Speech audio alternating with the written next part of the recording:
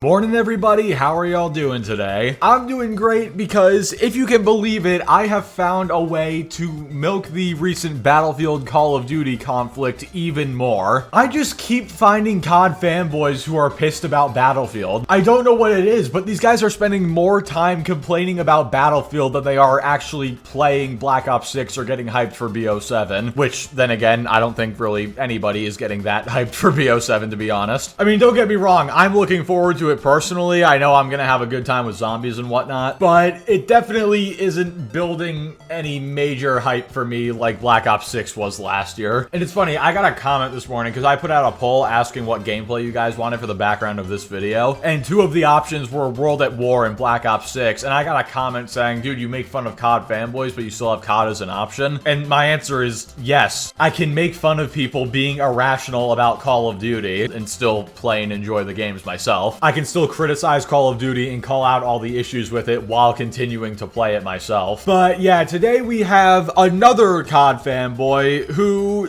said some very dumb stuff on a live stream, and I think you'll need to brace yourself for this one because literally nothing he says makes any logical sense. Also, real quick before we get into this, if you keep coming back to my videos and you haven't subbed yet, please consider subscribing. We are on the road to 20,000 subs, and at this point it's looking very possible that we might hit it by the end of the month, which would be unbelievable. I seriously cannot thank you guys enough for all the support on all the recent videos. The channel has been doing absurdly well. So yeah, with all that being said, let's go ahead and get right into this. Penguin asks, what do you think of Battlefield 6 versus Call of Duty Black Ops 7?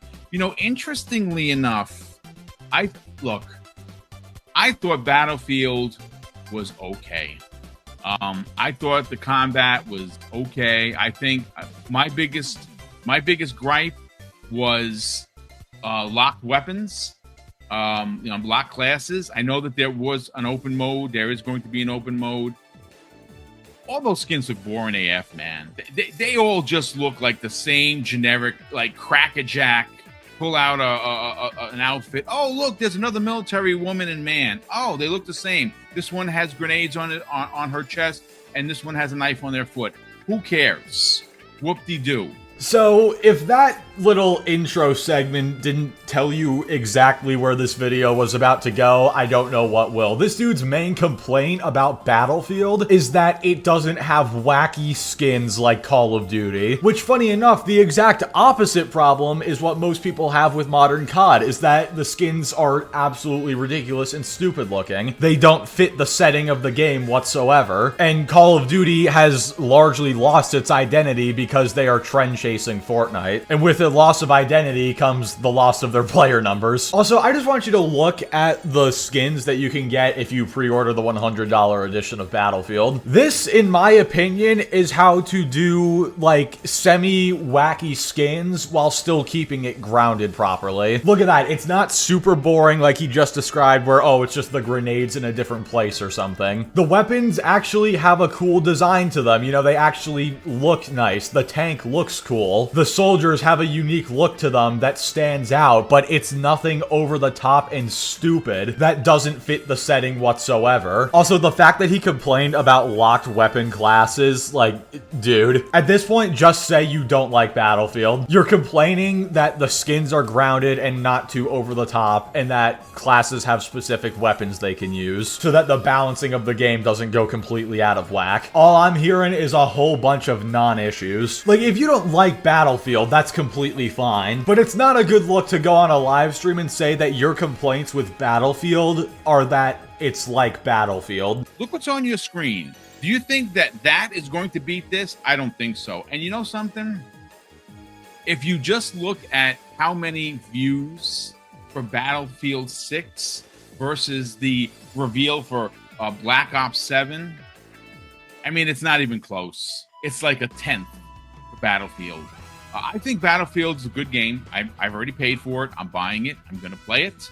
But is it going to be Black Ops 7? The answer is absolutely. Look, let me just say this. On its best day, it couldn't lace up Black Ops 7's boots. How about that?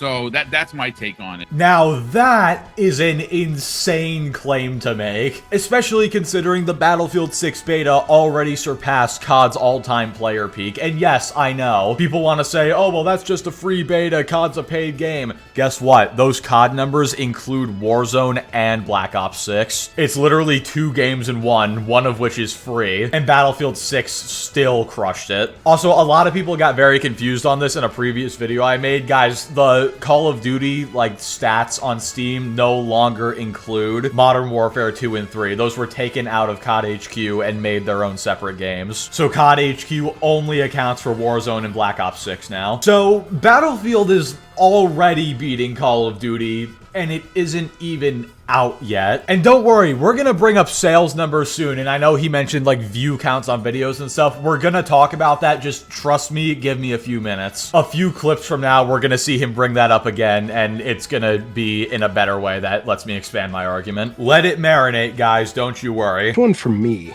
ends up being Call of Duty, Yeah. because like yourself, I love my Call of Duty. I enjoy it a lot.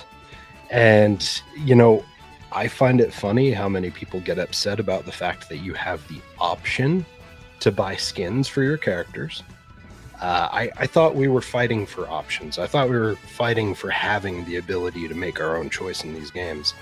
And then a bunch of people are telling me, no, I want you to have the saltine version of a military character when you're playing Call of Duty. I love it, the saltine version. That's a great point, dude. Are we serious? Is this really what we're doing in the Big 25? Are we seriously trying to act like people not wanting cringy skins in Call of Duty that don't fit the theme whatsoever is the same thing as people not wanting you to have options? Don't try to spin the argument this way. You know damn well that is not the issue people have. Skins have been in Call of Duty for literally decades now. I have no problem, and I doubt the majority of COD players have a problem with the existence of skins. I'm even fine if they want to do some crossover events. Like, remember back in Black Ops Cold War, they did the 80s action hero event where we got Rambo and John Die Hard himself. Those skins were completely fine because guess what? They fit the setting. Those are action movies that fit the time period, first of all, because those movies came out in the 80s and the game took place in the 80s. And they were a little goofier than, you know, your standard military operators in the game or whatever, but they still fit. Hell, even Ghostface, when they did the Scream crossover, that fit decently well. Or when they did the Saw crossover with Billy the Puppet. Again, a little ridiculous, yes, but it's still fit. I would be perfectly fine if they continue to do collabs like that. The problem is when you start getting Beavis and Butthead and Stan Smith from American Dad running around in the game. They're completely out of place because they're cel-shaded, they look terrible and clash with the settings so hard, and it just doesn't make sense. Like, why would Beavis and Butthead be in Call of Duty? It makes total sense for Fortnite because Fortnite is basically just, hey, we collab with everybody, and it's a cartoony game, so it already fits. Okay, hear me out. If we want options, let us turn off the goofy skins in COD. Let us have a slider we can turn on or off in the settings, which lets us either see all the skins or just turns everybody into your standard soldier. That way, the people who, for whatever ungodly reason, want those skins in the game, they can keep that turned on and still run around and play as the characters. And the people who don't want to look at visual diarrhea can turn that off. Right there, you've solved one of the biggest issues with modern Call of Duty. You can sit on it and spin. If you're gonna try and argue that one, I don't care. Like, if you want to have the basic version, cool. There's a game for you. It's called Battlefield.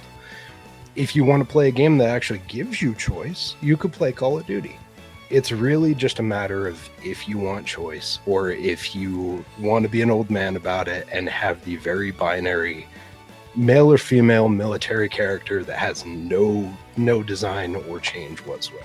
Wow, he's really doubling down on, oh, well, Call of Duty gives you choice because it has these terrible looking skins, and Battlefield doesn't give you choice because it's grounded. Dude, stop it. Okay? Stop it. Stop it.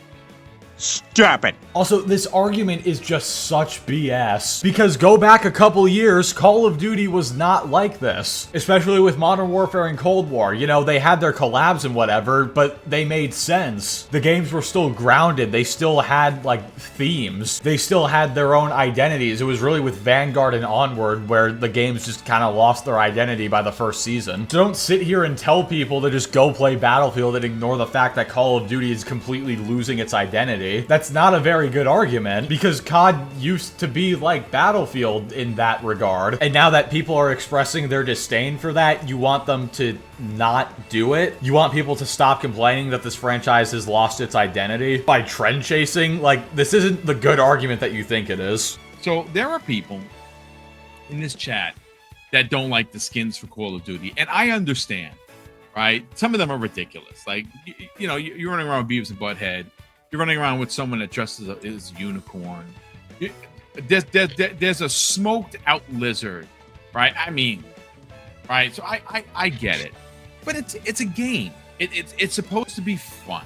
Okay, so let me ask you this. How does Beavis and Butthead or a giant lizard on weed being on your team make the game more fun? No. I'm genuinely serious when I ask this. How do these skins that don't fit the game at all, that are just there to cater to, like, the Fortnite crowd, how do they make the game more fun? Black Ops 6 was still extremely fun without all the skins. Back in the beta and back before Season 1, before any of this crap got introduced, the game was still extremely fun. I wouldn't even say that the skins being there make the game less fun. That's more like skill-based matchmaking and whatnot, making it less fun. But again, they're just so out of place. It doesn't look right. It might not necessarily be harming the fun of the game, but it certainly is harming my eyeballs. Hell, you could argue that the most fun Call of Duties were the ones that had the least ridiculous cosmetics. I know I've said it a million times already, but if you want to have skins in the game, sure, absolutely go for it. But just make them fit. Hear me out. The game takes place in the 90s. Do a Matrix crossover. What about GoldenEye? Maybe it's pushing it a little bit, but how about Mission Impossible? Would anybody really be upset if they did those crossovers? I highly doubt it. What I saw on social media was how upset people were that these skins existed, and they used the skin conversation as a jumping off point to Battlefield 6 is going to eat the lunch of Black Ops 7. Well, folks, I'm a numbers guy. I like bringing numbers because, of course, you heard me say this, it's evidence-based conversation. So if you're curious to how many people viewed to date the Battlefield 6 trailer, folks, it's a pinch under 10 million. 9.9 million people viewed it. That's a lot of humans. That means that it's probably going to track, right? But then, of course, you say, well, you know, the just the same Black Ops. It's just another Call of Duty boom. It's not going to track. I checked this morning. 35 million people have viewed that trailer. 35 million humans have viewed that trailer from the official site on YouTube. That's nearly 3 to 1, ladies and gentlemen. You're a numbers guy, you say. You like bringing up numbers. Well, how about we bring up some numbers that actually matter besides just views on a trailer? Because there is such a thing as hate watching. You know this, right? I bet a lot of those views came from people who were going to leave funny comments about Battlefield 6 on the trailer, not gonna lie. But yeah, sure, let's go ahead and look at some numbers. So the Battlefield trailer has like 10 million views, and the Call of Duty trailer has like 35 million. But then, if you look at the like to dislike ratio, Call of Duty's is sitting at 52,000 likes and 372,000 dislikes. Battlefield is sitting at 529,000 likes and 15,000 dislikes. Battlefield's trailer has a third of the views of Call of Duty, and it has 10 times the likes. And that's not to mention, as somebody who uses the dislike extension a lot, this thing usually underestimates how many dislikes are on a video, so it's very likely that both trailers have been disliked more. But one trailer is clearly much more preferred than the other. What am I even talking about? Views and likes on trailers, they don't even matter. It's the sales that matter at the end of the day for how well a game is doing. Well, I decided to take a little visit to Steam and check the top sellers. As you can see, Battlefield 6 is the 9th top selling game on Steam, and it moved down 8 places from last week, so it was at number 1 for the last 2 weeks, and it moved down for the 3rd week. Now, I'd like you, dear viewers, viewer real quick to just take a guess as to where you think Black Ops 7 falls on the top sellers on Steam. Go ahead, think about it for a second. So what did you guess? You probably assumed Black Ops 7 is like 15th, 20th, something like that. No. Black Ops 7 is in 73rd place. This screenshot is from today, by the way. The game has been marketed. The people who are really excited for the game have already pre-ordered, and it is in 73rd. And I went and checked the PlayStation Store as well, and it's not quite as dire over there, but it's still bad. As you can see, Battlefield 6 is number 4 on the top sellers for PlayStation. Then Black Ops 7 is in 6th place, and that's the Vault Edition. And then the standard edition of Battlefield 6 is in 9th place. And then the regular version of Black Ops 7 is in 14th. But keep in mind, those Black Ops 7 sales include PlayStation 5 and 4. Battlefield 6 is only on PlayStation 5. So Call of Duty has a whole, like, what's the statistic? Like 60 million, 50 million people are still on PS4. Call of Duty still has that many more people to work with, and it is still losing. Then again, I guess I shouldn't put too much stock into the PlayStation Store numbers because the second most pre-ordered thing on that site is the $150 NBA 2K26 game, which is actually vile. Who in their right mind is paying $150 for a digital game? If you bought that, why? Do you need help? There are people out there who care for you. Yeah, but seriously, you can argue that the Black Ops 7 trailer has more views, but that argument only works in that vacuum. Once you consider the fact that there are multiple comments on that video ratioing them, once you consider the horrendous like to dislike ratio, and once you actually look at the sales numbers, your whole argument falls apart. Listen, if you don't like Call of Duty for skins, then don't buy it. If you want to play as the crackerjack standard boring men or women fighter with, you know, a grenade on the left on this one and a grenade on the right on that one, that's your prerogative to do so. By all means, go play that boring shit. Well, I think it's safe to say, based off of your arguments here and also the gameplay in the background, that you are exactly the kind of person Call of Duty is trying to cater to. So, I guess when I think about it like that, the arguments actually make a lot more sense. But calling Battlefield boring because it doesn't have wacky skins is genuinely insane. Are the skins really your source of fun in COD? Because if so, then you, sir, are Activision's wet dream as a customer. And of course, he throws out the classic don't like it, don't buy it, which, funny enough, was how Battlefield ended up in hot water. Like, yeah, wow, thanks, man. I never considered that I shouldn't buy a game if I didn't like what the game was doing. It's almost like that's exactly what's happening right now. Despite everything you want to say about, oh, COD's gonna stomp Battlefield this year. And then you look at the Steam charts and it turns out that COD is in 73rd and Battlefield is in 9th. I wonder what the cope will be if Battlefield does end up curb stomping COD in sales this year. Listen, it's a good shooter. It's just, ultimately, I don't think I'm going to play it. I'm buying it for a single-player campaign. I'm probably going to try and get back into Battlefield. Battlefield used to be my main.